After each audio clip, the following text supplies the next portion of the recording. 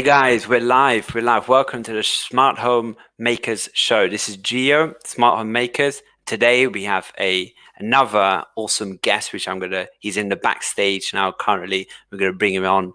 But first of all, I want to say good morning, good afternoon, or good evening from wherever you're actually watching this from.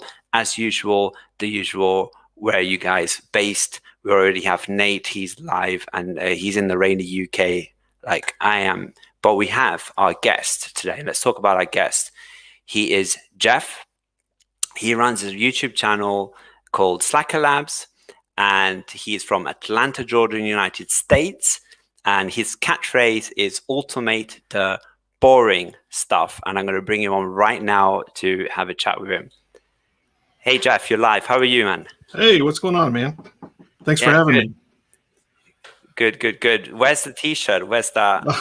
You've got I see dead devices today. Yeah, I see dead devices. Yeah. Cool. Change it up. Change it up. That's awesome. So we've got hi Gunnar. So we've got Gunnar. He's from freezing Norway. Okay, nice. Love it. So what's the sort of temperature down at the in Atlanta, Georgia? I think it's in the 50s. It's pretty cold. Which 50s? Yeah, 50s Fahrenheit. So that's it's been pretty cold. I'm just gonna say, okay, we're 11 degrees here. So not too bad actually. It's good for the UK sort of UK standard, yeah. Cool. So tell us a bit about what you do in sort of for Slacker Labs. What sort of videos do you do? It's all pretty much geared to getting started with Home Assistant, and more so just trying to do probably more advanced stuff, but try to keep it simple. So I've been using Home Assistant since early 2016. So my approach has changed so much, and it's gotten to the point where I just need to simplify things. And that's a lot of it. What I do is just trying to do videos about how to make things, simpler or even smarter, because to me, the smart home should just run itself. And I don't want to spend all of my time building automations or scripts or scenes or whatever. Just want to get to the point where the house can just do it itself. Oh, okay. That's good. And what did you start with? So I started with SmartThings. I think you started with SmartThings, right? Yep. I started with SmartThings. It was probably in 2015. It was pretty good to start out with. I was just automating some lights, but I think the limitation in that point was you couldn't even in the app tell it to turn a light off at sunset, which is what sent me looking for something better. Okay. Did you buy the starter kit? Like I don't know if they were selling that in the US. In the UK, they were selling a starter kit with a smart plug, the hub, and a contact sensor, and I think I can't remember what else was in there. A presence sensor, a little tag thing. That's what I got. Yeah, nope. I just got the hub, and I started buying Z-Wave switches.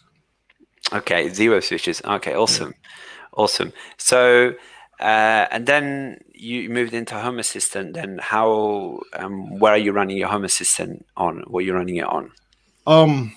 As of today, it's on the Home Assistant Blue hardware. But as of today, a couple of weeks ago, it was a Raspberry Pi 4. Yeah. So what are you seeing in terms of the differences then, Jeff, with the Blue? What are your first impressions? It's pretty close. It definitely boots faster than the Raspberry Pi 4 did. Yeah. But outside of that, it seems pretty close.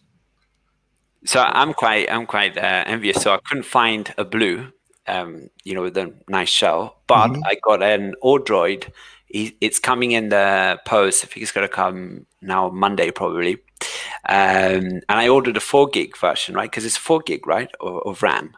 I think it's 4 gig. Yep. Yeah, and then they just emailed me. They said because of issues with South Korea. I don't know why. Apparently, I'm only getting a 2 gig version now. So they could issue me a refund, and I'm thinking, oh no. So I had my video title ready, Android Home Assistant install, whatever, right? And I was like, oh no, now we've only got. I should be fine with 2 gigs, right? I'll see how it goes, and worst case, I'm gonna have to go and upgrade it. Down Yeah, the just checking mine. It looks like it's using 25% of the 4 gigs of RAM. So Okay, it's not too bad, right? yeah, Yeah, that's good. That's cool. And how did you? Was it easy to move across? Did you just like use a snapshot, or did you just redo it again? yeah. I just used a snapshot, and it went pretty smooth. It was literally just back it up and restore it on the new system. The only thing that got me was the full snapshot doesn't back up the media directories, which may be by Okay. design. I don't know. I don't read the docs unless there's a problem, so I don't know if that's the case. But the media folders didn't get backed up, and so when it restored, it went into safe mode because I had media folders defined in the configuration.yaml, so it puked. Uh, but that was it. Once I copied those over, it was fine. Oh, awesome, awesome. Yeah. Okay, cool. So we have Jeff. He's also his blue is coming. We'll be here in April. Yeah, patience. Yeah, indeed. I mean, they're like we can all wait. We can all wait. It's fine. I think Nate. He's running Home Assistant in virtual with 2 gigs, so it should be okay. Yeah, that's what I'm running so far. I'm running on a virtual on a VM, but I just wanted to get the experience of the Droid, see if there were any differences. Also, to bring it on the channel. But hopefully, it'll be fine unless we sort of pack too many things into Home Assistant, bulk it down. Right. Which I guess you could do, right? If you Yep. start adding add-ons and a lot of stuff. So you said you use Z-Wave. Did I catch that right? Yeah. Yep. I got So some Z-Wave. so where do you stand with your Z-Wave versus Zigbee? Let us know in the comment section. Sort of what is your take on it? Yeah. For me, we accept all devices in this house. So I've got Wi-Fi, Z-Wave, and Zigbee. So we just run them all. Pretty much, it's like whatever I can find that's the cheapest. So Okay, that's good policy then. yeah, that's the And beauty of Home Assistant, right? You can run everything. So yeah, true. yeah. What brands, or have you got any? What's your favorite type of brand you use? For the Z-Wave switches, it's definitely the GE Z-Wave switches. They seem to work the best. And then I've got quite a few of the Aquera Zigbee devices, and those things are pretty awesome. Yeah. Yeah. And that's good. So the switches, do you need to wire them yourself, or like were you able? Are they quite straightforward to do? Just a swap over? Yeah, they're pretty easy to swap out. You just got to be careful with the power, but super easy to swap out. And I'm still on the fence as to whether if we ever sell this house, I pull them out or just leave them. But That's an interesting point. What would people think about them? Would they be able to use them? Are you Oh, going yeah. to leave them the blue? yeah, they would totally use them. But I mean, that's like this house has its own email address because my theory was at one point in time I would just turn over all the smart home devices and just give them the email address and be like, here's the login for all these devices if you want to use them. If Oh not, wow, that's a really good idea. Actually, I never thought about that. Okay, it might put your house value up, I guess, if there's cool tech. I don't know about that, but the at some point it just gets easier to just buy new devices than it would be to rip it all out and move it. True. I think Nate, he only has Zigbee, so he's a Zigbee guy, but not can't comment obviously because if you don't have Z-Wave, I haven't got any Z-Wave devices also, so I've got Wi-Fi and Zigbee devices. Haven't tried them out yet, but I'm open to anything, any new device. That would be cool. So there's one particular video that I found cool on your channel was the haunted. Was it a haunted mansion you called it? Yeah. Yep. Do you want to talk through that one? How did you think about that? So we got we're pretty big Disney fans, and they have a ride there, the Haunted Mansion. That's one of our favorite rides. And so I was trying to figure, once I got into automating stuff, I was like, I wonder if I could automate the pre-show almost in the living room, and that's kind of how that started. So I went out and found the audio for the pre-show, and then I spent weeks trying to time the lights to the audio and everything else, and it got a little bit nuts. But it's one of those things that, for a while, like it went off every day. People were playing with it every day for, 2 or 3 weeks, and now it doesn't get used all that much. But yeah, it was pretty cool. That's the kind of stuff that I was like, once I got to automating lights, I was like, what else can I automate in this house? Something that's that's a fun idea. I think we were talking about this the other day. We were talking about automations and how you build some of these automations, and you find that actually there's some sort of limitation, or there's some weird behavior happening. And I think this is one of the ones, right? Like a haunted mansion sort of thing. Yep. There's that's one of those things that's kind of like tracking down automations in Home Assistant sometimes gets tough, and some of my stuff is randomized. Like I literally would have a list of like randomized either sounds or actions that happen in an automation, and then that really gets confusing when you're like, was that supposed to happen on purpose, or was that a mistake? Something happened, but then I don't know what happened. Right. Yeah, no, that's an interesting point. Do you use Node-RED at all, or just Home Assistant automation? Just Home Assistant. I don't. I haven't really played around with Node-RED. It looks like it would be one of those things one of those additional learning curves, I guess. I always thought of it as just another failure point. I don't know how well it works with Home Assistant, but I try to minimize the things that can break inside the house, even though it is just home automation. Sure. And what sort of smart devices do you got your eye on, like in the future coming up? I think it's mostly around NFC tags, because I would love to put more NFC tags, because I was kind of thinking through, just how we customize some of the automations for different people in the house. And, Home Assistant's not all that smart. I mean, it's definitely getting smarter, and you probably could add some of these cameras that can detect people, but I figured it would be super easy to have an NFC tag that would just read somebody's phone. So if somebody walked into a room, they could just scan an NFC tag and the lights turn to their color and the music plays or whatever. So I was going to toy around with like how far I could push NFC tags just for customizing different scenes and rooms. Oh, okay, that's cool. That's quite interesting. We've got Charlie. Hello, he's okay. So South Texas, USA. So not too far. I mean, closer to you than to me. No, nothing much. We've been chatting about. Jeff has been talking about some of his automations, some of his smart home, and he started from SmartThings. He's going into Home Assistant. Just from today, he's moved on to Home Assistant Blue. So that's sort of the journey. And then coming up, NFC tags is one of the next things he's looking at. On the NFC tag point, I made the video about, I don't know if you watched it, seven automation ideas with NFC tags. And there were a few comments that made you think about, does this automation, was this the best way to use NFC tags? Because there's a lot of people say, well, NFC tags, you need to have your phone with you. And, there's a little bit of friction because, especially with iOS, you have to do a little bit of extra authentication, it seemed. And there was that question as well, why don't you just put a button, right? And you just, just use a button. So it was quite, there were the pros and cons on both NFC tags versus the hardwired button. It's obviously easier to use because a button, people say, just press the button. If you say, scan an NFC tag, you might have people say, what do I need to do? So you might put people off, I guess, sometimes, but there are pros and cons. I think they're very cheap. You can buy a bunch of them for the price of one button. You can buy 10, 15 tags.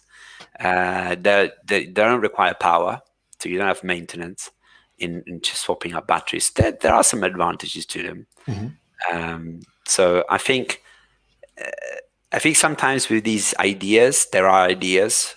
And yes, you could do them with NFC tags. Yes, you can do them with, I don't know, following the sun, right? Or whatever you want to do, or zones. And I think that's sort of, it will be interesting to see how you use them. But I'm certainly going to be watching your video if you do one on the subject. I think we've also got Nate. He's saying with the NFC tags. Also, that's awesome. Thanks, Nate. So. the I've thought about that too with the whole button and NFC tags, but the button doesn't know who pushed it. So at least with the NFC tag, you could identify who scanned it. So, but yeah, that was my first impression so far, was that there was going to be some friction to making that work. But we can see if we can't get around that. Yeah. And you can hide NFC tags. The little coins, you can put them, in sneaky places, and you can do some sort of magic thing. People were like, we swiping around, and people were like, what's going on with this house? An interesting one. I was researching a solution to automate my grocery or shopping or whatever you want to call it. Say, and because I feel it's repetitive, you sort of know that once in a while you need to buy, dishwasher tablets, or there's things that you use constantly, probably your whole life, right? And then you're like, what if I had a smarter way of knowing what was coming up? So I explored grocery as an option. Yep. And I was looking at it, I was like, this is going to be, you could scan every object you buy, but then you need to scan it when you've consumed it, and then you need to, then if you're not the only person, I can just imagine going downstairs to my wife and said, have you scanned that can of the tins of tomato before you put it in the bin? Because we need to scan it, right? And it would be like too much effort and what it's worth. So there are still things out there that I think they're like, still, they're not there yet. There aren't solutions for things that probably could be automated, but there aren't solutions that are like sustainable yet. I've found. I don't know if you've found similar things. I've actually gone down a similar path with grocery when I was trying to figure out how to automate. It was more of just letting us know when we needed to order more, like dishwasher tabs or stuff for the washing machine. And I actually had that running for a while with grocery, where it would basically, there was an automation that would deduct from the inventory of the supply anytime the washer ran or anytime the dishwasher ran.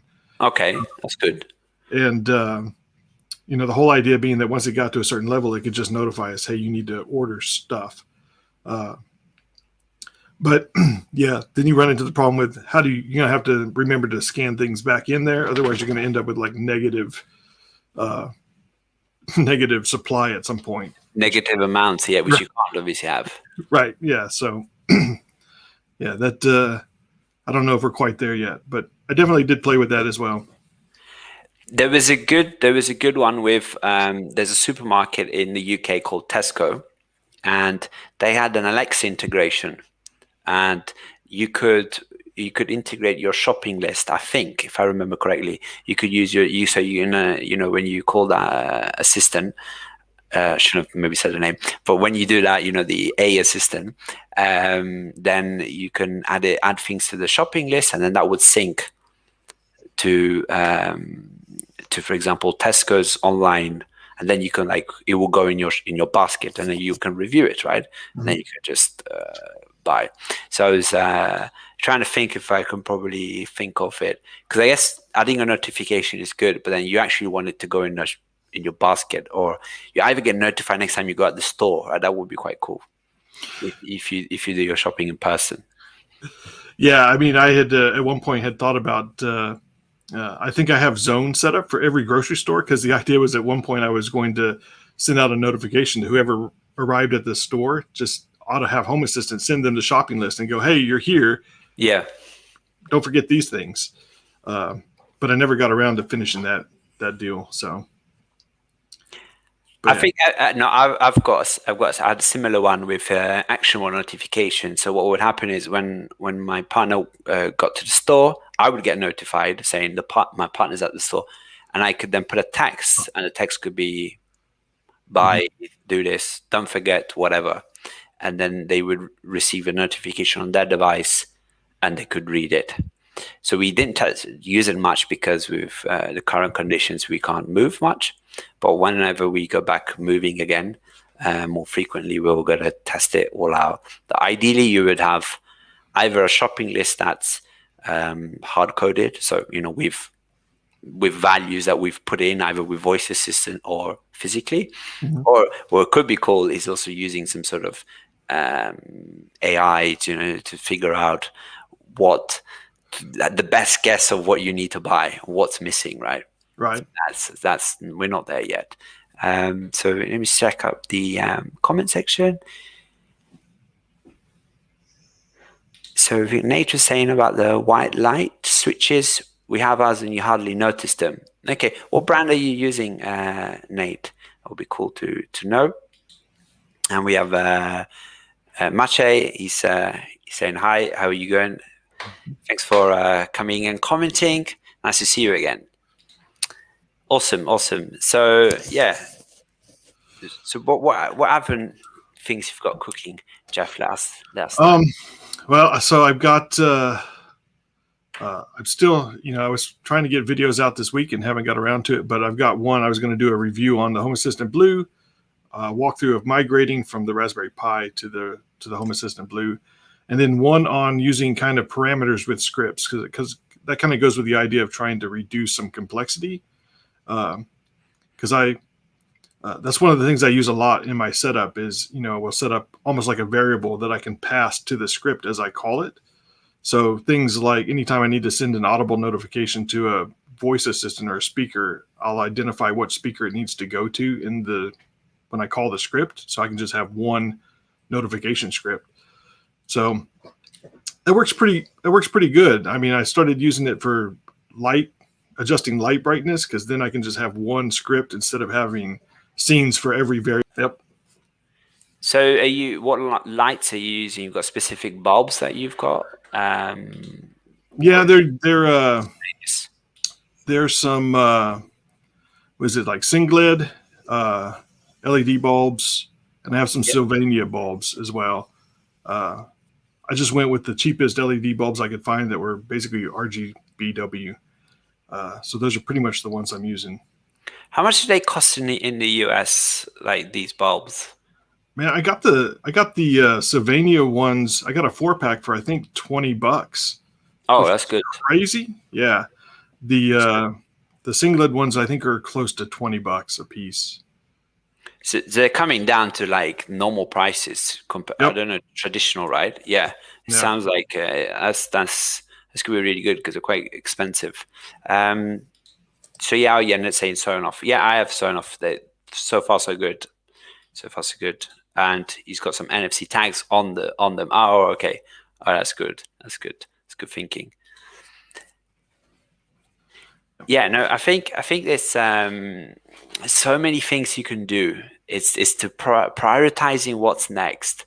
So one thing I wanted to do going forward is thinking about brainstorming ideas, automation ideas. What do you do with all of these capabilities? Because I feel we've got to a point where we have Home Assistant. It can do so many things, more than probably what we can think of. And the idea is, how do we actually use it, but then it's easy to maintain going forward. And I think scripts is a really valuable one.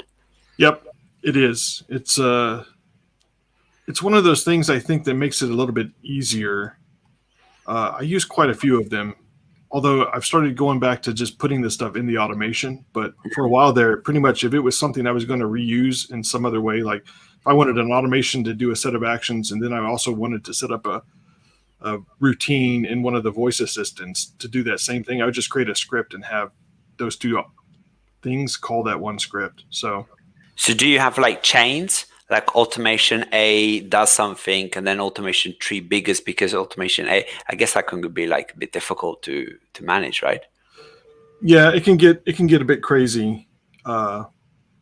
So I try not to daisy chain stuff. I try to, but the other result is I have an automation that will call like 10 scripts maybe, because all those scripts do just a single task or a group of tasks. But yeah, I think the only time I've ever tried to do daisy chain stuff was before we had the repeat actions in Home Assistant, where you try to do some weird, you had to do all this work to get something to repeat. Yeah. Yeah. Cool. I think Nate, yeah, he uses Node-RED. So we touched on that earlier. I think Node-RED is the really good in terms of the graphical interface. Certainly something I need to look into in more detail, but certainly it will be useful to sort of explore that. One thing I found, I don't know, do you still use the original apps? So you have Home Assistant, but then sometimes you have the original vendor's app, or does someone in your family still use them? Not so much anymore. I have them on my phone especially for some things like the Wise devices or even the TP-Link devices. But not so much. Not unless I have to use that to somehow get it on the network before Home Assistant sees it. Yeah. That's pretty much the only thing. Yeah, I had a few apps still, there's a couple of that I still use. And I find that it can cause some problems because if you control a light you give the command outside of Home Assistant, then sometimes that can cause problems. So I have this Philips Hue dimmer switch. I don't know if you know which one it is, with the four blocks. I purchased that before I had a Home Assistant running, right? And what would happen is because it's on the wall, someone will come in, they will just tap it, all the lights will turn on, all the Philips Hue lights will turn on, apart from my other lights, which are not Philips Hue, and they won't turn on. They don't turn on. They don't do anything, right? Mm-hmm. And then because they were a cheaper alternative, right? And I was trying them out. These are Lidl branded. So I was like, oh God, this is a problem. How do I solve it? So I actually made a video and released it today. Where I actually sync them up. So whenever a bulb changes color or brightness level, automatically the other bulb, syncs up. Mm-hmm. So in that way, if someone controls it from outside of Home Assistant, then it just looks at the state changing, and Home Assistant picks it up and does the other bit, which I thought was a strange use case. That when people still using the old app, it's like bridging. When you're using two automation systems, you're not sure which one to pick. You haven't really committed yet.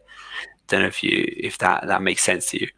Yeah, no, that's literally how I started with SmartThings. Was I had it was MQTT was the bridge, having to sync it between SmartThings and Home Assistant, and I still use MQTT for that off chance that I'm going to have a situation like that in which I have to have some outside service modify something going on inside Home Assistant.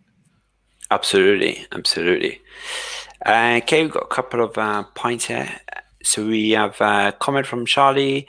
What are you guys using for washer and dryer that are not smart for notifications? What sensors are being used? Cool. So I think you've got this sensor, right, Jeff? Yeah, I use a power sensor for the washer that I just have an automation that looks to see when the power usage gets over a certain point and then sets a sensor, an MQTT sensor, and says that the washer's running. Then when the power drops again, says it's complete. And then there's a door sensor. I'm just using a reed switch, battery operated Z-Wave door sensor on the door to the washing machine that once it gets opened, it will mark it as being idle again. So it basically will notify us every 20 minutes that there's wet clothes in the washer that need to go to the dryer until somebody moves them. The dryer we don't really care about so much because the clothes can sit in there for a week and not have a problem, but you don't want to leave the clothes in the washer for sure. Yeah, indeed. Because and the notification goes. So how does it know that you've actually taken them out again? Have you got just opening the door as soon as you open it? Once it knows it's gone complete, it just waits until you open the door. So someone just closes it. That's it. That's it. That would be it. Yeah. Hopefully they can say they've done it, but then they haven't. Right? They just tricked it. Yeah, you've now just pointed out the flaw in my logic. So there's always a flaw. There's always a flaw. I'm always thinking about things. I'm looking at this automation. I'm like saying, no, this is not working. I need to put a condition on it. I had another embarrassing moment during work today when my garage door opened, and then it went from my Google, thing, the assistant, and it's like, your garage door is open, and everyone, all the work colleagues are like laughing because of like. So I'm like thinking, I need some sort of thing that says if I'm on a Teams call, then shut off the broadcasting, whatever function. I think this is in my, I got my pad with all my ideas. I need to do this one. Yeah. You need to go through the house, and when things happen, you're like, no, this is not right. And then on Saturday you got to go and like, okay, let's build them up, right? Yeah, I have one of those lists that's just ongoing of stuff that's like just weirdness that's happened. Like, because my house tweets throughout the day what's going on, and one of the things it does is it tweets when it's bright enough to turn the lights off in the living room, and then all of a sudden in the middle of the night, it was already dark. I think it was just the other night. It tweeted out that it was bright enough to turn off the lights, and I was like, "What?" It's like no lights on in there, so. I need to go back and figure out what happened there. Yep. Cool. So we have CJ, and he's all in with his one app, main app, and that's the Home Assistant companion app. And he also is saying that too many devices are too confusing, and to try and use, it's too confusing to use multiple apps. I think this is probably, I don't know. There's so many good features about Home Assistant. It could be the killer feature of Home Assistant, that it can replace all of your apps. Basically, you just get them to work when they thing. I think the difficulty is maybe sometimes old habits, certainly with other people in the home that are still used to using, unless you go and delete the app from the, which probably should be the next phase, to delete the app completely. Other thing for me is that because I do a lot of the experimentation, a lot of time my Home Assistant is either rebooting, or I'm breaking it, rebuilding it, and I haven't got a lab Home Assistant yet. So then that will then cause a problem, because my smart home is down for basically not working, and then I sort of sometimes might need access to, the garage door or whatever, and I still want to control it. So I still have my Shelly app on, just in case something happens to Home Assistant, and I can still, do some operations. So I have them there just in case. Yeah. Did that happen to you, Jeff? Not so much the having to fall back on the apps, but definitely like just earlier this week, the Zigbee stuff was a mess, because I attempted to fix something that wasn't broken, and then I totally broke it. So then I spent the whole day fighting with Zigbee, and at one point had to run out, and I just had to tell my wife in the house, I was like, just so you know, none of the bulbs are going to work in the house right now. So it's like an incident thing. You need it will be fixed in the next hour. Yep. Or maybe next week. Yeah. That's definitely, that's one of the reasons I prefer the Z-Wave stuff to the Zigbee stuff, at least the bulbs, because at least then the switch still functions. I've gone to using some Shelly devices in the switches, because those things are pretty awesome, because you can still function with the switch. Yeah. And then, have a real cheap way to automate that. But yeah, I don't think there's any good choices for Z-Wave LED bulbs at this point, at least not color ones. Okay. Maybe someone will suggest something in the comment section. Let's see. Yeah, if somebody's got one, I would love to know what it is. Okay, so we've got Nate. He's suggesting he's got 16 amp smart plug for washing machine and tumble dryer, monitor power consumption to alert. Okay, cool. I've got a TP link. I think that does energy monitoring, but I think it's too bulky. It's too big. It's not going to fit behind where I have my washing machine. Well, I'll need to unplug, take everything out, but I don't think it actually will fit. It's very tight, so that's my problem. I need to think of another solution. That's why I can't. Maybe when I change washing machine, I'll get a smart one. I don't know.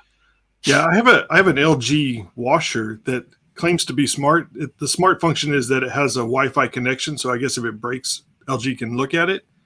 So the only way I know that if it's running is that the Wi-Fi is only on when it's running. So now I basically have something watching the network, and whenever it pops up, I go, "Oh, the dishwasher's running." And then Ah, when okay. it drops off the network, I'm like, "It stopped." So Yeah, but you would think it's smart. You would do maybe something a bit better, right? yeah, Some sort of, yeah, or maybe you'll keep an eye on that. I'm sure there'll be improvements in that area. So we've got CJ. Yeah, okay. So what are you guys doing for sleep time to sleep automations? So I'll start, and I'm saying I'm not doing anything at the moment because my sleep has been completely changed since we are stuck here, and time's changing a lot. And so at the moment, nothing in particular. I have some plans um, from starting from some basic scenes, but also I'm trying to not put a hard time on things. I don't have a strict schedule myself. I don't say, okay, by this time I'm going to sleep. What I want to try and do is trying to create something that the house will know people are sleeping, hmm or will be 95% confident that we're asleep, and then we'll then do it all by itself. So I'm going to need to find it out. So don't, even if the lights maybe are a bit, I don't care if they stay another 15 minutes on, but what I do care that they don't turn off when, like now, for example, when I'm not awake, and I don't want them to turn off. So there's a balance there. What about yourself, Jeff? yeah. I haven't found a good solution for this that I like. Right now, all of mine is just hard coded times in which I assume that most people will be sleeping. Um, that was one of the things I thought about. Could I use NFC tags for? Like if you put one next to the bed, and right when you get in bed, you just scan the tag, and it notifies Home Assistant that you're asleep, Yeah, or at least in bed. But outside of that, I just haven't. I mean, I think there's solutions for getting like pads to put under the mattress and all that stuff, but but yeah. that seems like a lot of work. What happens if you sleep on the couch and That's you're in true. trouble, Yep. right? It's not going to. I think this is going to be depend on your routine, on your hmm situation. A lot of people, last thing they do, they charge their phones. Yep. So charging their phones, putting on a whatever, and then that triggers. If I'm charging my phone and it's after whatever 11 p.m., then it's a good night scene. But what happens if I'm staying until 12 and I want to charge my phone because it's a thing, and my wife's watching a movie and everything turns off, right? hmm So it's like what happens if that it's I think it depends on your routine. Yeah. Uh, Yeah. Cool. So let's see what else have we got. Okay, CJ is also saying he's the only one that has the other apps. I love it. He's true admin, Yep. true home admin. That's awesome. Okay, CJ has another principle that devices like switches still function as switches in the event that the home assistant is not available for some reason. I think that's sort of one of the solid foundations, and one of the points of failures with bulbs, unless you have a Yep. switch behind the bulb. So I think that's quite crucial. What happens if Home Assistant is down? Can you still get in the house, operate? Yeah. Or even the other use case of like what happens when people come over that don't know how your house works, and then like they need to turn a light on in a room and they don't know which command to give to the Echo or to Google, or even what switch on the wall does what. Then yeah, things get crazy. So good design is always important. Yeah, I'll tell you later on a story about me taking down the internet a few days ago during the weekend. The internet was down 2 hours.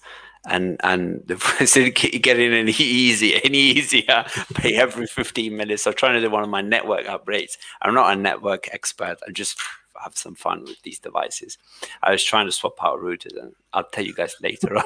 It wasn't fun. It wasn't fun, but it's now working. As you can see, I'm live, I'm connecting, right? So, but yeah, there were tense moments. Okay. Um, okay, yeah. So CJ saying he has a Shelly 1 Mhm.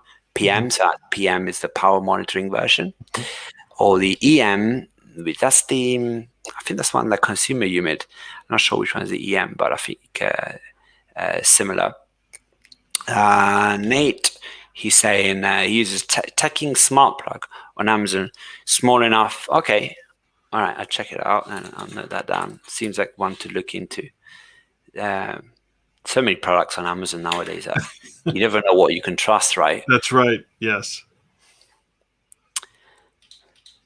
Okay, so CJ, he's so we're talking about the sleep routine. I'm trying to have triggers, but only after a certain time. But that way, it doesn't start at a specific time, but it won't trigger too early. Yeah, and finding the right time is the crucial part of this, where you need to find the right balance. Yep. So still working out proper triggers. Yeah, it's work in progress. I agree. It makes sense. Okay, so we have Leon. So he's saying, what kind of morning automations do you use? So it's the flip side. Jeff, do you want to start with this one?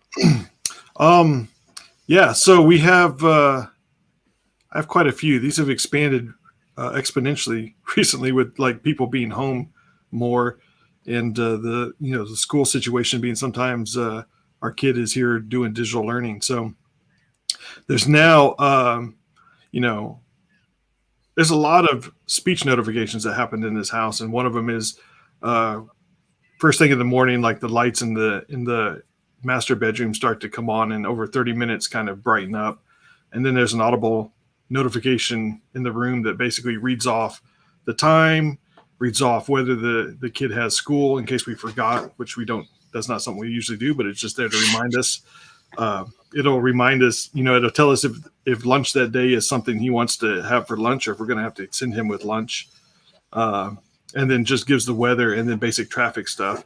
And it tells us whether or not he's up, so that if he's not up, we can get up and go wake him up. Well, how do you know he's up then? There's a motion sensor in his room. Okay. And if after a certain time, if it senses motion, it just assumes that he's up. And then after that, it tries to figure out where he's at. Because if he's in the theater watching TV, it'll tell us that it appears he's in the theater based on whether or not the room is running. Oh, okay, cool. He's watching. He's turned on something, right? He's got Netflix on, and he's probably not dressed yet or ready for school, so we got to go push him to do that. And then outside of that, it's once we walk into the kitchen and it recognizes somebody's in the kitchen, it gives a longer briefing basically of what's going on for the day. And that's pretty much it. The security system disarms because the security system here is completely hands off. I don't have keypads. I don't have codes.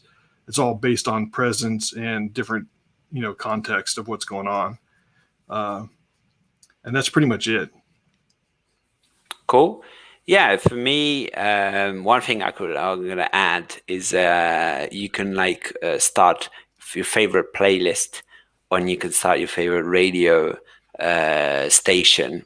And I did that with a HomePod. So I have a HomePod in my kitchen. The reason why I have a HomePod is just because, I like the looks of it, but then I found it frustrating as hell. And every day I want to sell it because the assistant, the S, is completely annoying and 100% useless. Well, 95% useless. I have Apple products.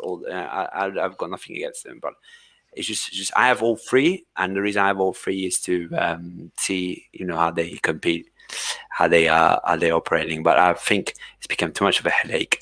But basically, what it does is it just plays music, and it's done in with the Home app. So when it senses motion at a certain time, then it will just play some music. But I've turned it off anyway now because we're not going anywhere, so we have more time to. We don't have to be so fast in the morning, when you have to leave and go to work and take a train, like in my case, you have to be on it. Yep. Now it's like, we'll see.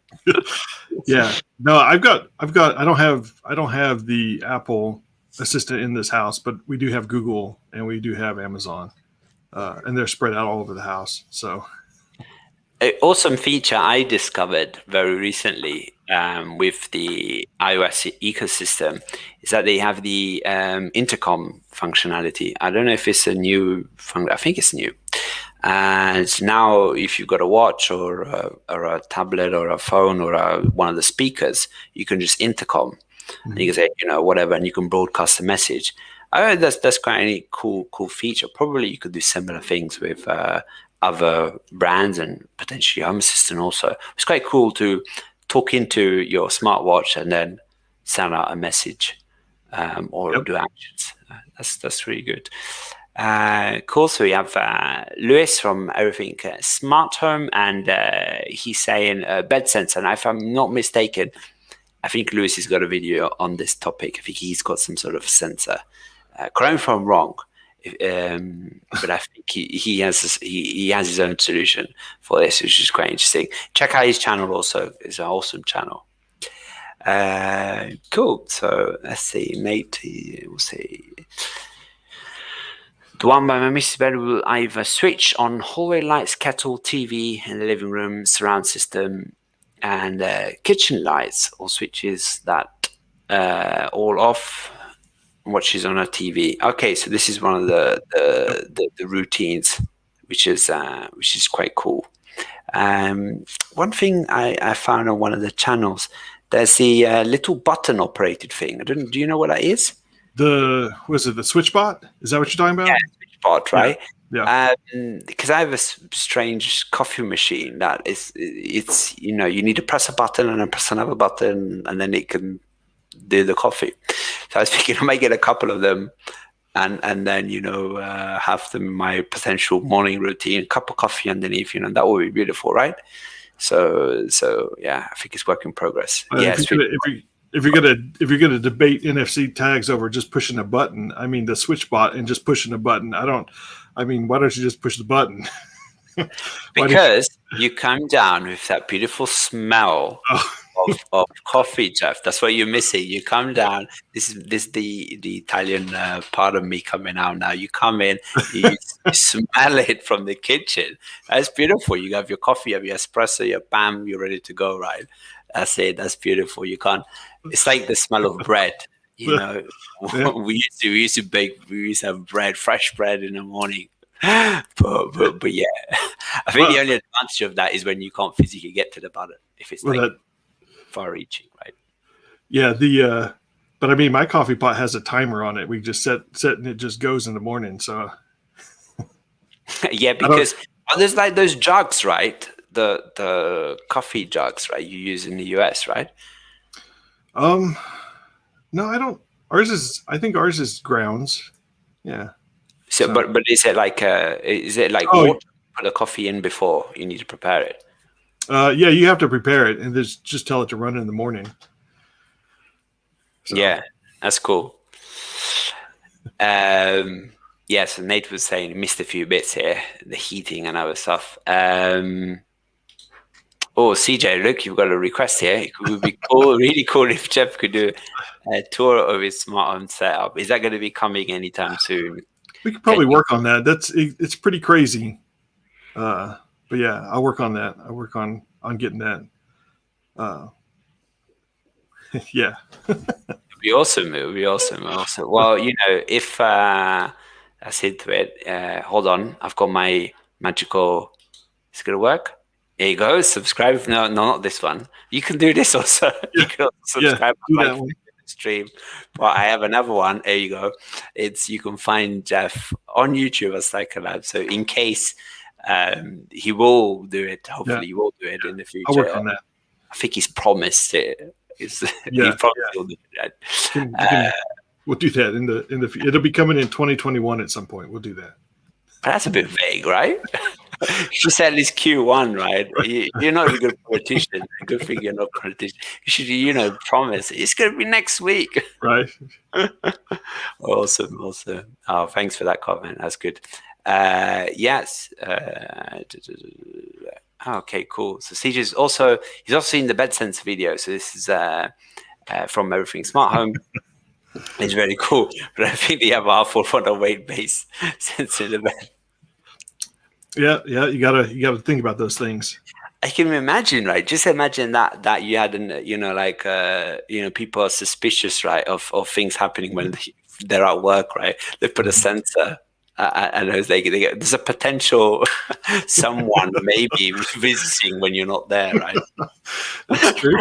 That would be like, There'll probably be better solutions for that spying sort of thing, which we obviously do not want to encourage at all. So let's move on quickly.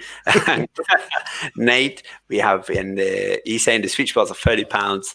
It's way too much. Absolutely. Yeah, I think some of these are just like gadgets. Especially if you watch the CES. I don't know if you've seen anything from it. A lot of these stuff that's out there is just all way overpriced and way thing. And it's yeah, absolutely. You couldn't, it's sometimes they're a luxury, these products, and I think we're fortunate to be able to have them, and use them. Yep. Yeah. It's cheaper to jam a match thinking about it. Potentially, that's true. That's a good one. Yep. Yeah. So, what about the non-smart people? Let's say not smart home enthusiasts in your home. How are they? Do they enjoy the benefits of smart? Do they see them, or do they see it more like as Jeff is doing his thing? No, I mean, the only time that anybody's ever had a problem is when my automations go wrong and somebody gets 100 notifications on their phone that somebody's arrived over a span of 30 minutes. It works pretty good. I tried to build everything so it just augments things and it doesn't really force people to do things differently. Mm-hmm. The biggest benefit is that starting out, when it was, when you have younger kids, telling them it's time to get ready for bed, he would always fight us on it. So I started having the Echo tell him when it was time for bed, and he would just jump up and go get ready for bed. And now, but right. But they got to the point where, if we told him it was time for bed because the schedule was different, he'd be like, "Well, Alexa hasn't told me. Sorry, I just said the name. The Echo hasn't told me it's time for bed," and it's like, just go get ready for bed. No, you could just go like this and say, 1 second, yeah. Yeah, right. Just push a button. Yeah. Yeah. You see. Yeah. So, but I think everybody. It seems to work pretty well. Nobody gets too offended. I mean, and people tell me when things aren't working, so that's good. What about visitors when other people come in your home? How do they deal with it? I think, most people immediately think it's like the Echo that's doing it. Mm. So they're like, I need my Echo to do this. And I'm like, that's probably not a feature in your Echo. But for the most part, I think everybody it disappears in the background and most people don't know what's going on. So. That's a good goal. I think that means that your smart home is in a good stage, because if people not too, it's not overpowering, it's not too verbose, especially with announcements. You could be announce completely useless thing all the time, and it starts getting annoying, and people are like, why is this assistant constantly telling me X, Y, and Z? So cool. Yeah, I had an announcement that would announce when the camera on the front porch sensed motion, and I didn't have any time limit, so it would literally just do it fast. And so that got a little overwhelming at times. And then, when you have the I added some snark to it, so it would say something random, like, I wasn't sure, the house would, say someone was here and that it wasn't expecting guests, or that it's armed lasers, or made some other kind of joke about, who's out there. And when the windows are open, people can hear that. So we had to tone that down. So nobody would get offended by the house. Someone's walking by my front door. Who are you? Yeah. I have sometimes virtual arguments with the delivery guys, because what happens, they're now on a tight schedule, and I understand a lot of people are doing deliveries, but the Nest app has a lag that's just frustrating. By the time someone presses the doorbell and I get my app and it loads and it's spinning, I could just literally go downstairs. It's nearly faster, depending on where I am. Probably it's faster just to get to the door. But anyway, I'm like stubborn. I want to use my smart text. So I'm going to try and do the thing. And then when I do the response, you can send a standard response. You know what the problem is? They talk back. So say, like, for example, I say, you can leave it there. And then the person goes and says, no, but it requires your signature, right? For example, I don't hear that because I've just sent the command to him. He doesn't know I've heard it, so he's waiting for me. I don't know. He's at the door still. And it's, why is he still at the door? And I open it and he's frustrated, right? And he's like, oh, I told your doorbell thing that you requires a signature. I'm really saying, I see. So it could be, it was probably frustrating because it's a one-way communication. Yep. The Nest device can only talk, but it can't listen, and it's not telling me what he's saying. So it's like, you can use a talk feature, which is fine. But I mean, the standard responses, right? That they're baked in. So I thought that was quite a funny, interesting story. Yeah. We have live art Rainbow. He's saying, hey, smart people, certainly not referring to me, probably to you, Jeff. I don't know about that. Probably referred to you. And we've got a question. Did anybody do any work with Almond? So Almond, is that like It's the voice assistant built into Home Assistant, I think. Yeah, that's the project, right? They wanted to run. Have you done any work with that, Jeff? I have not done any work with that. I've thought about that because it would be nice to have one central voice assistant for the house, because depending on which room you're in, you have to trigger the Echo or you have to trigger the Google. So just streamline that, it would be nice. But outside of that, I haven't really messed around with that. I don't really have a way to put the microphone in every room for that, so that's kind of why I haven't really played with that aspect of it. Is that artificial intelligence? Okay. All right, cool. Yeah, and you can use it, I think, when you're setting up automations maybe too. I think that's part of what is in now that wizard when you go into an automation, and you can tell it, as long as you've put your devices in rooms in which you can say, hey, I want if there's motion in the master bedroom, I want you to turn on the lamp. And so it would be able to identify those devices for you and just frame out the automation. Yeah, cool. Excellent. So we've got CJ. He's asking a question and how we use dashboards. So do you both organize your dashboards or Home Assistant panels? So we're using Lovelace. Jeff, I think you've got some perhaps strong opinions on this. Strong opinions. I don't. My dashboard is horrible because I don't really spend any time with it. It's more designed for if I need to use it on the phone, because I've tried to build the house so that we don't have to interface with it at all. So, like the security system, like most of the stuff, the lights come on and off based on motion or presence or whatever. And so really and truly, that's been the first goal, is the house does everything. We use voice for the exceptions. And then I only use the dashboard when those two things don't work. Cool. I think one interesting thing is to be mindful of every time you use a dashboard. So every time you need to manually interact to turn on, turn off, or do something, be mindful and think, is this one thing that maybe potentially could be automated, or is it something that it would be too you'll have too many false alarms, because you got to balance the false alarms versus the false alarms when the thing happens when you don't intend it to happen, versus the actual effort of you doing it manually. So that's something that's it's not easy to figure out when you're starting out. Yeah, definitely. We have Leon. He has an input boolean that I turn on without guess, so it disables some automations. So is this for like guests that are staying for a long period of time, or is this like just visitors? That would be quite interesting. What do you do? Do you have anything similar, Jeff, for guests?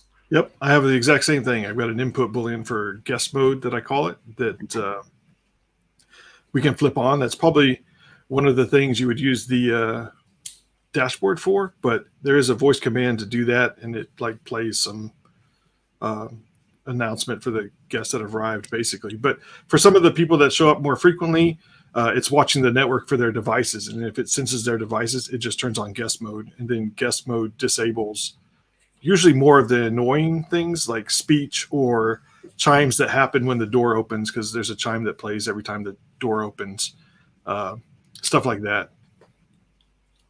So do you, that's a good one. I guess do they know you're tracking their devices for following? Probably not. Maybe okay. Let's not ask that question. Yeah, we won't. Let's not talk about that. We'll not talk about that anymore. Okay.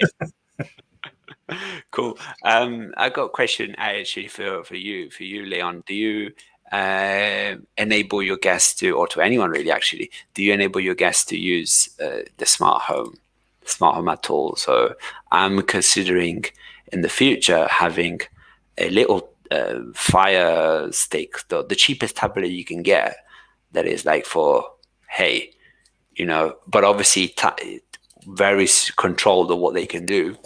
I say, hey, you want to use whatever, the speaker system here, this is your central the guest tablet or whatever. So do you do anything like that, Jeff? Or? I don't do anything like that because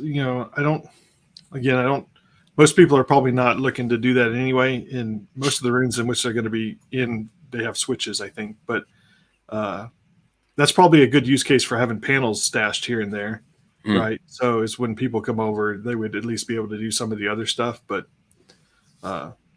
maybe we just don't have as many people come over here as other people. Well, I don't have no one coming now. These days nobody comes over, so. We need to be ready for the future. Future stuff, Jeff. We need to have a plan when someone comes in. You give it in. Cool. So let's move on. We have CJ. He has the same for his overnight guests. So same Boolean. Like it happens. Oh yeah, and we have this one about the door chime. That was a good one. CJ also says guests can use it, definitely. Okay, he has a tablet in a media room and one in a kitchen. I'll be interested to see what's in your media room. It's like big theater room. Also, Jeff, you mentioned you have a theater room. What devices have you got? Are you going to be doing any reviews of your theater? No, it's an Apple TV and a TV basically, and some speakers. It's just a small one of the spare bedrooms that we turned into a theater. The only thing in there is that the lights and the ceiling fan in there are on smart devices. Mm-hmm. But because at one point in time I thought, hey, it'd be really cool to have this whole theater effect, right? Like when the movie starts playing, the lights dim. When the movie's over, the lights come back up. Oh, nice. There's just no way to make that reliable. Like it would be, because the Apple TV does this weird thing with state. When you just go when you go to the menu, it'll randomly go to playing because it's playing a trailer, and then it goes back to idle. So the lights were doing this weird disco effect, and it just was not good. So pulled that out. So Apple stuff, it's always awkward to work with. Love it when you use it within its system, but if you're trying to use it without, oh man. Yeah, there's definitely challenges with some of this, automating some of this stuff for sure. Yeah, indeed. Okay, so Leon, nice one, turn on automatically. Okay, so this is the guest mode to prevent things being announced. One thing I think will be interesting is also the alarm. Like, what would you do if you have guests, and would you like tell them, don't open the window because a siren's going to go off? What do you do? Do you tell your guests not to open the window or not to wake up early in the morning and go for a walk, or do you disable the alarm? No, the guest mode. Yeah, the guest mode disables the alarm mostly because, again, there's no like control for that. So definitely don't want it going off if there's guests here, especially if somebody gets up at random times. So we just turn it off. I mean, my theory is there'd be more people in the house, so if something were to happen, somebody's going to hear it and wake up. So it's like the old times, and sort of cave approach, right? There's more people. I've also feel the same. But really, it could get very annoying, right? If the alarm is on and all things are happening. Yeah, I mean it goes so far. There's like I have a dog mode because we have a dog who's been bothering me through this whole thing, because he wants attention. But he goes out in the middle of the night, and I never remember to disable the security system, and it would go off, and it like broadcasts a message in every room, turns all the lights on in the house when it gets triggered.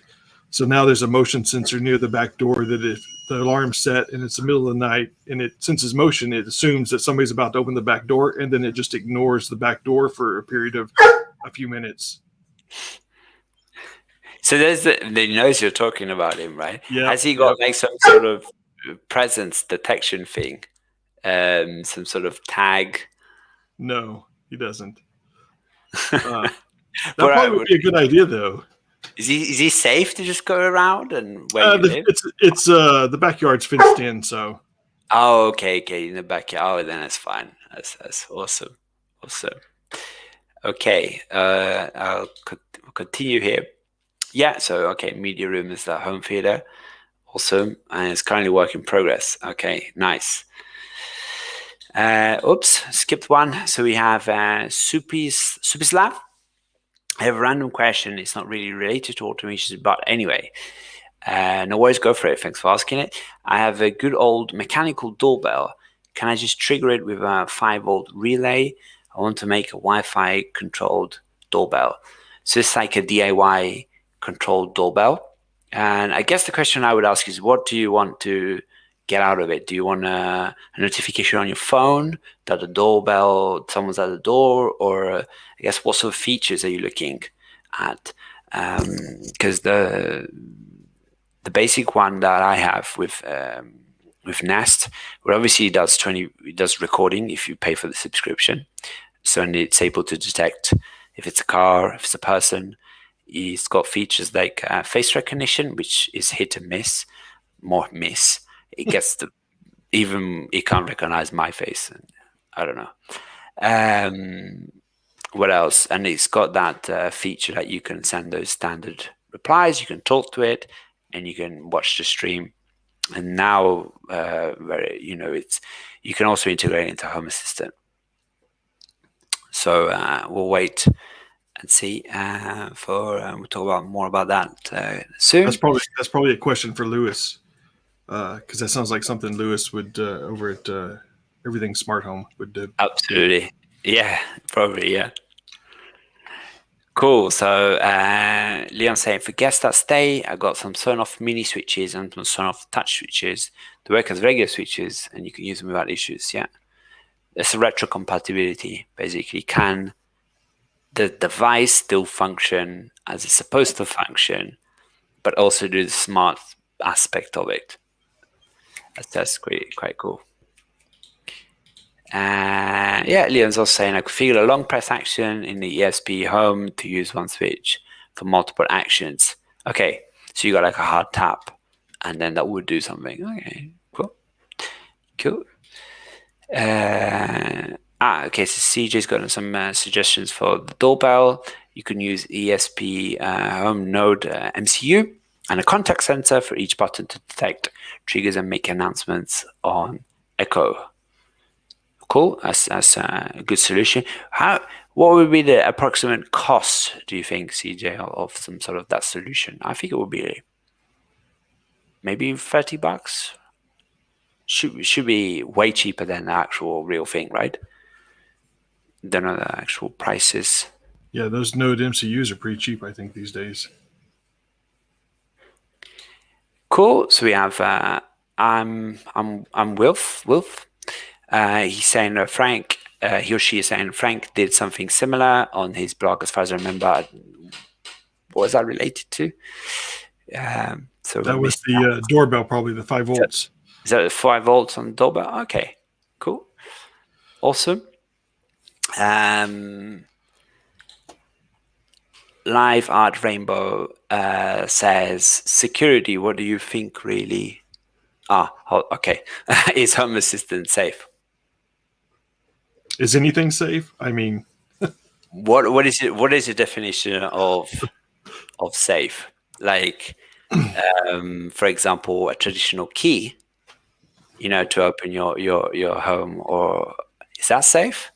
If you use your key and you lose your wallet, someone can has access to your home, knows where you live. So I guess there's a lot of debate if Home Assistant is safe. There's a awesome. We'll give you a few tips. Joking aside, we'll give you some few tips.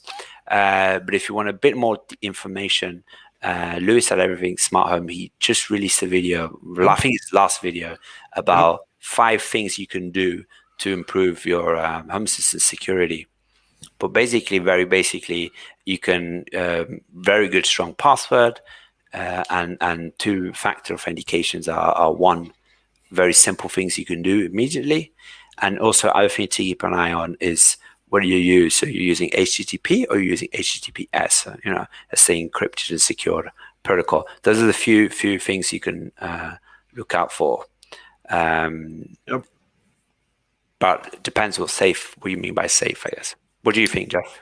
Yeah, this is probably one of those things that I can cause some controversy over, because that's one of those things that I'm like, it doesn't really have access to anything critical in my house. So it was one of those things that if anything was going wrong, I would just unplug Home Assistant. The same thing with those, smart locks. I hear a lot of people talking about smart locks, and I'm like, really? Like, I'm willing to bet most people could kick the door in faster than they could, use some exploit on the smart lock. So that's just one of those things that has never really been high on my radar. But as far as keeping Home Assistant safe, I mean, they literally just pushed 4 updates in the span of a week to fix security flaws. So they seem to be on top of it. And they seem to be very open, and even other established companies.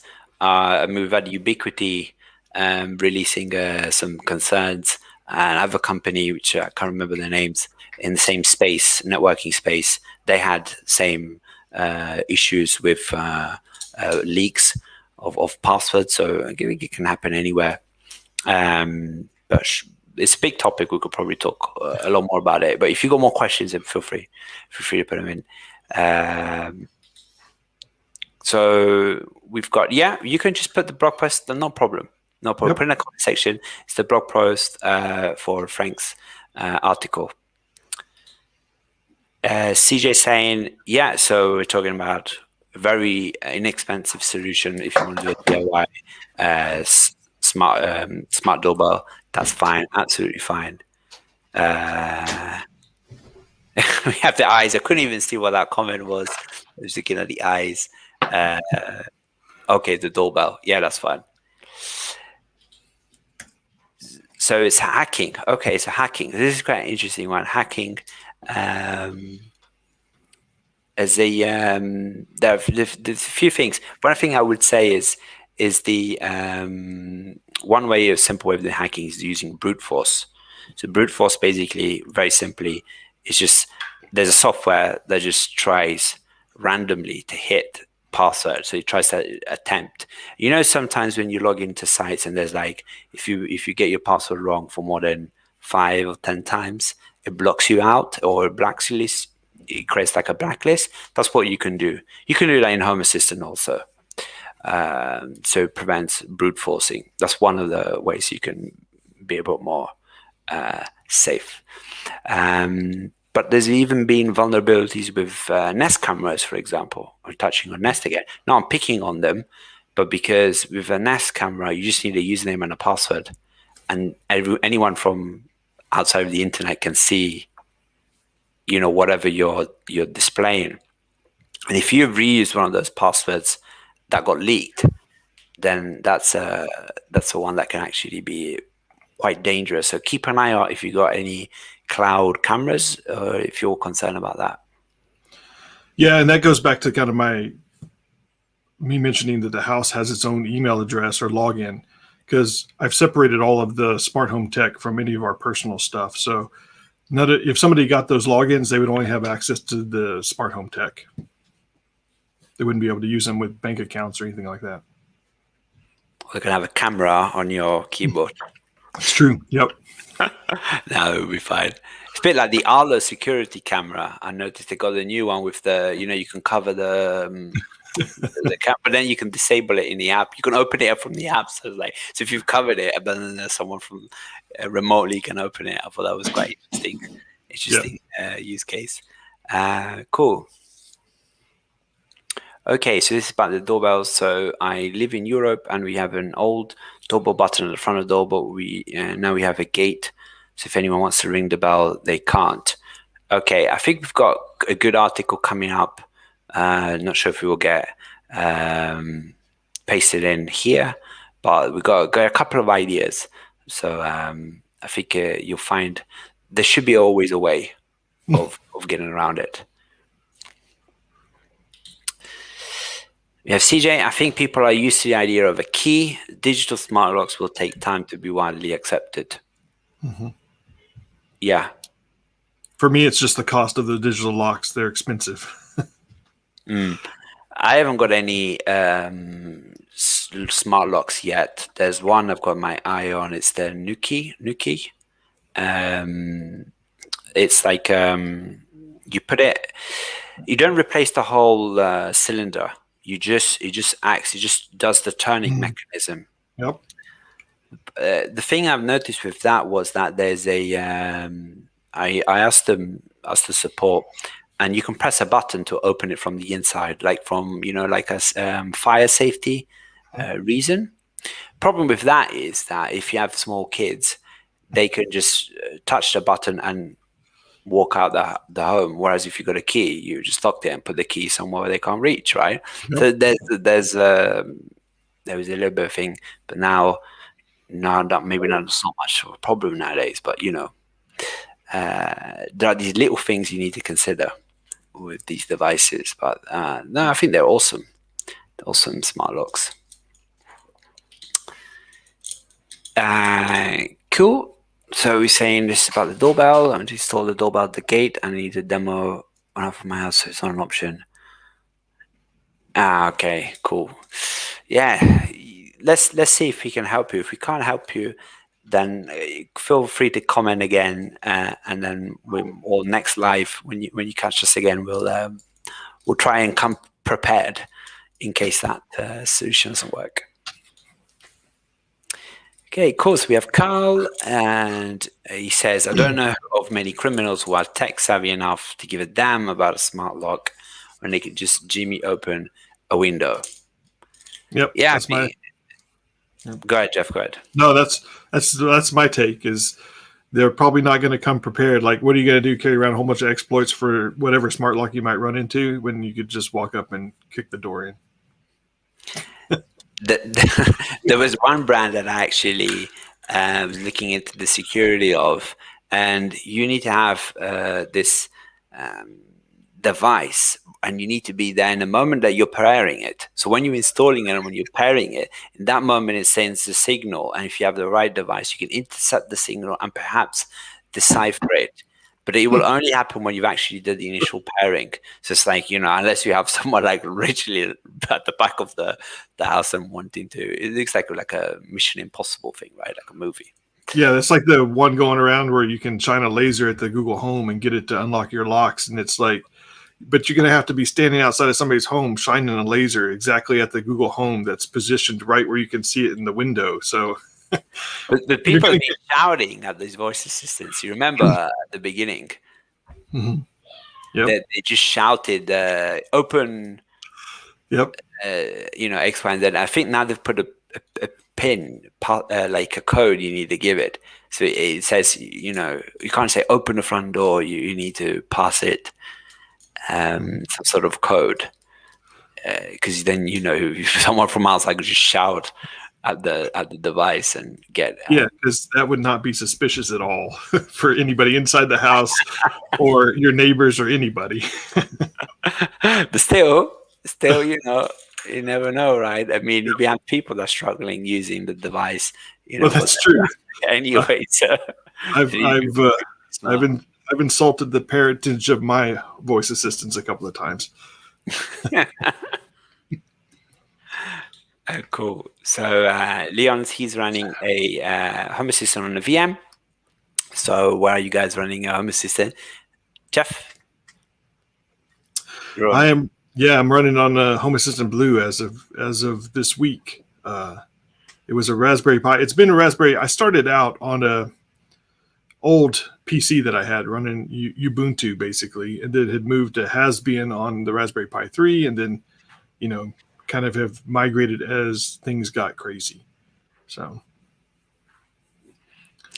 Cool, and I've got an Odroid coming in the post, and I will be installing Home Assistant on it, and I'll be actually documenting a whole installation of Home Assistant from scratch. So it's going to be a very, very, very long one, and I'm going to try and figure out a good way to document it so it's going to be easy to consume.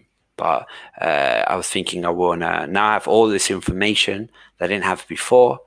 So I'm thinking, let's see if we can, as my new project, see if we can actually redo it and redocument it again. We'll see. yeah, and I'll point out all of that up until the Home Assistant Blue. Well, the PC was on a hard drive, but the Raspberry Pis were all on SD cards. And I see a lot of people talking about SD cards, but I ran mine on the same 64 gigabyte SD card for 4 years without any issues, no corruption or anything like that. Maybe I just wasn't pushing it hard enough. I don't know. I haven't figured out what the threshold is, but I've never had a problem with an SD card in a Raspberry Pi. I guess the thing is, like, what if you got a backup for it? What's the worst case? If you don't have a backup, then it could be a disaster. Yep. That's actually happened to me. I don't know.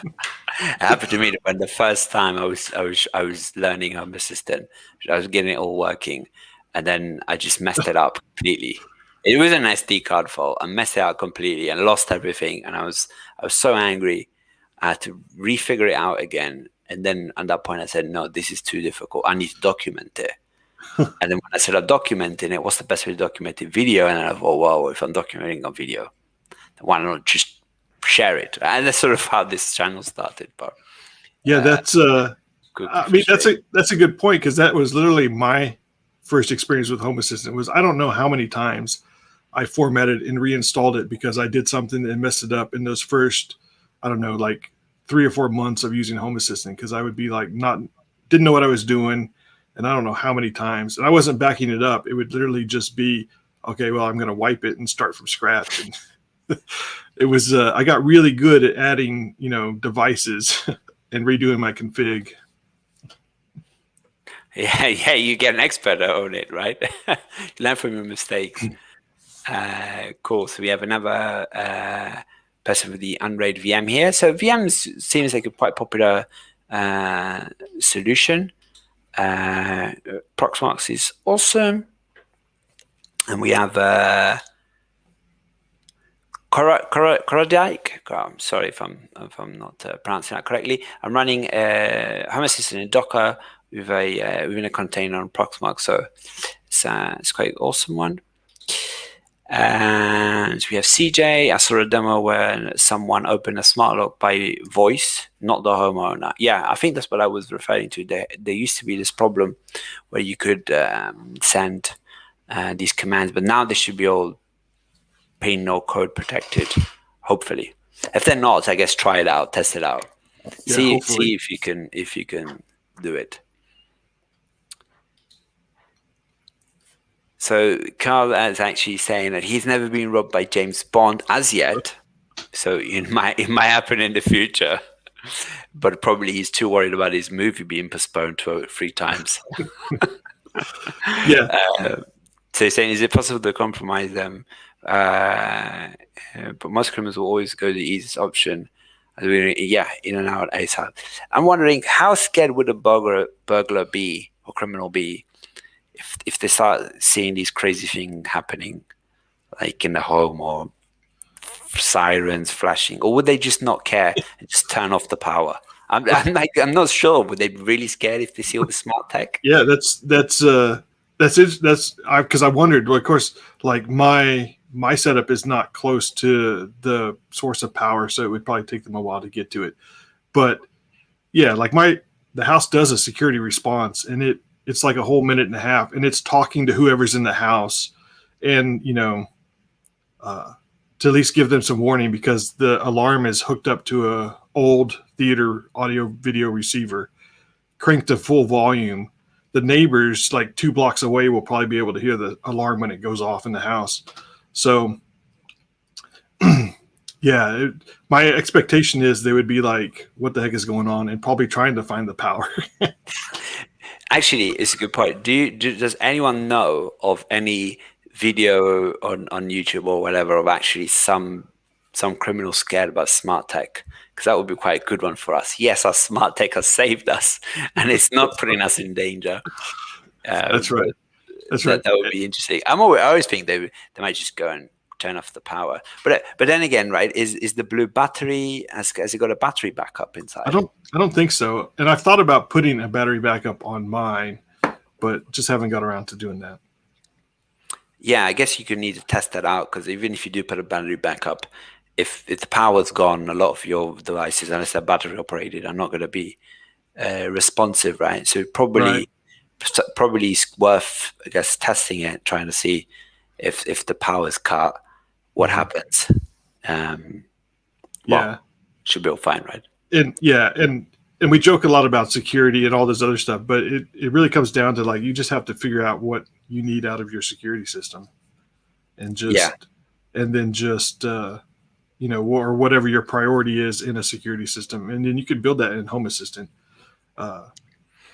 Yeah, there's a very long video I made around 50 minutes about setting up a DIY home alarm solution, and that is just the purpose of that video was to really showcase what your existing devices you can use them as an alarm system, and it's better than not having anything. Mhm. But actually, if you're really concerned about and you want a professional solution, then go ahead and do it. And some of them actually do integrate back into Home Assistant. Yep. That's also an option.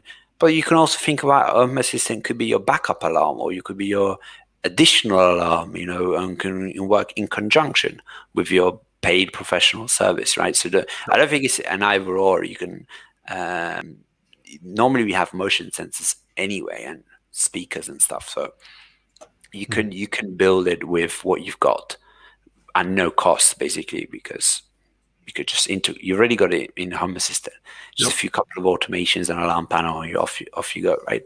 Mhm. So it's worth trying if you haven't. Cool. So we've got cars would avoid SD like the plague.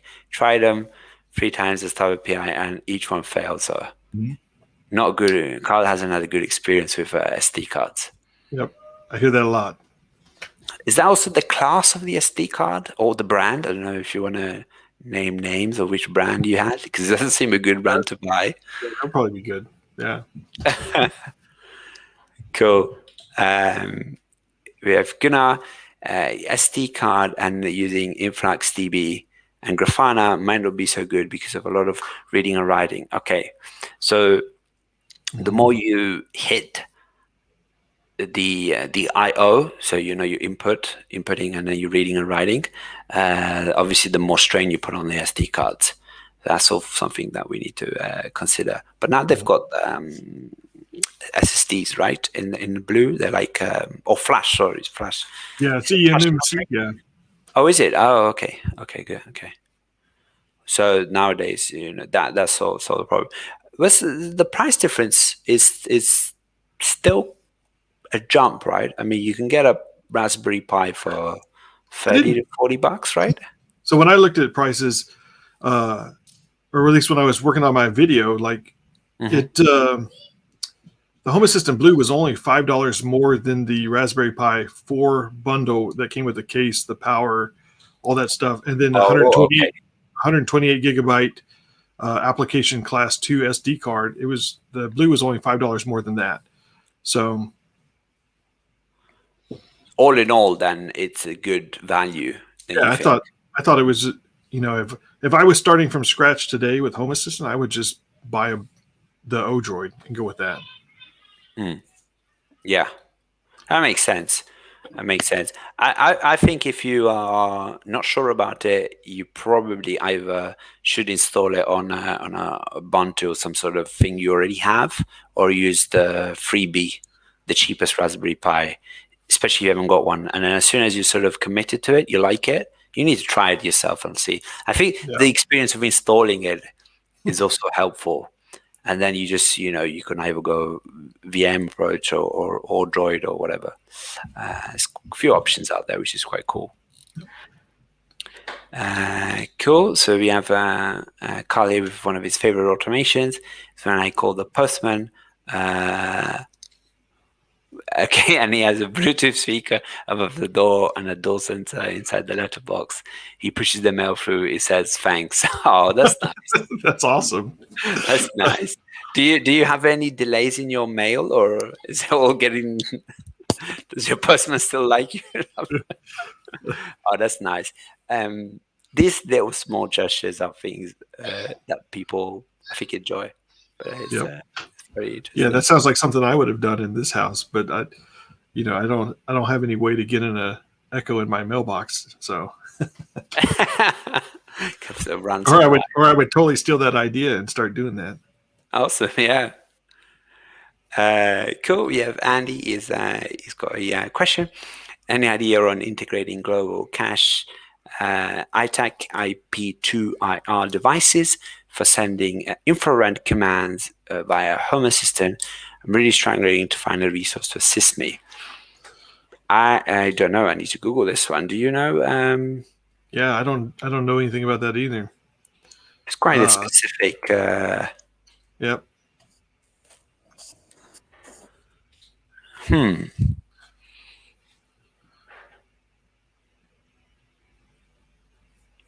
Yeah,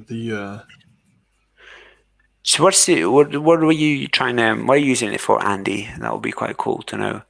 It's a quite interesting piece of tech. It looks like it's PoE also. That's power over Ethernet. So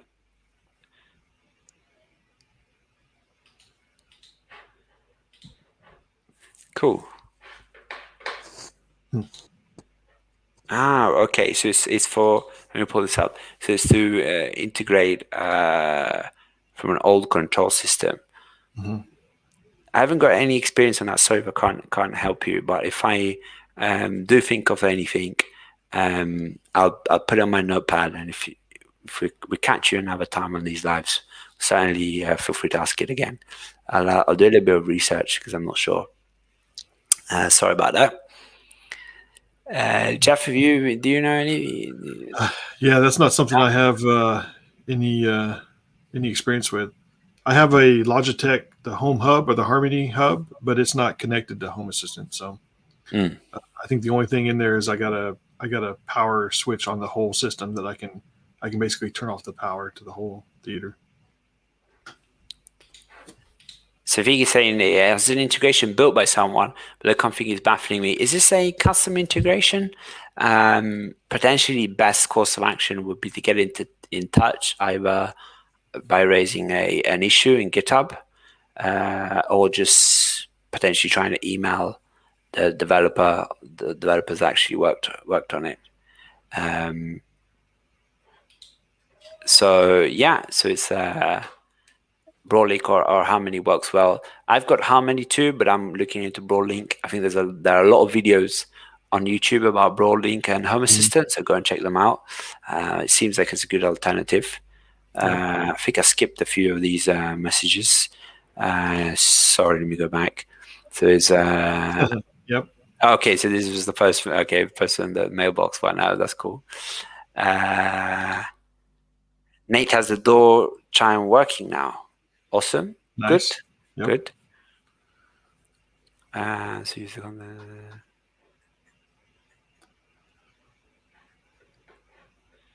Cool. I think we're caught up.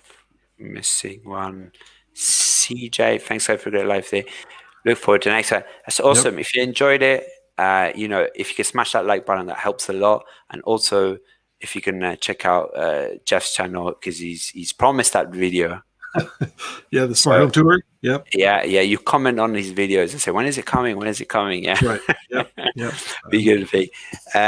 Cool, Jeff. So as we getting close to wrapping up because it's getting a bit late here in Yep. the UK. What are your next videos? What's coming out next? What are your next plans? So I got 3 that I need to edit. The one on the Home Assistant Blue review, the migration video from Raspberry Pi 4 to the Blue hardware, and then the one on parameters, which is probably the one that's going to be the most informational, I'm going to guess, just because I think that a lot of people are probably going to find some use in that. So, and then evidently I've got a smart home tour on to be working on. So You're committed now to it, right? that's right. That's right. That's right. That's right. Oh, good. Awesome. So, a couple of things before we close off today's live, which I hope you enjoyed. Actually, today gonna leave you with a video which I'm just pasting in now in the channel. This is my latest video around lights and some automation. Some of them are basic. Some of them are quite cool if you want to go check out that video after the live. But I really want to thank you, Jeff, for actually spending a good hour and 40 minutes with us today on this sort of Thursday night now for me and Thursday afternoon for you. But I'm looking forward to actually catching you in the next one. And if you want to support our channels, we have our coffees and also I don't know what else we've got, but just other stuff probably. But that would be awesome if you've enjoyed the like and you want to get us going for longer next time. Probably might need some coffee for that, but we'll be fine. But we're just joking. I appreciate you coming in, Jeff, and No, it's been awesome. It's been fun. Hope you enjoyed it, and hope you guys enjoyed it too. And we'll see you in the next one. And stay safe, guys.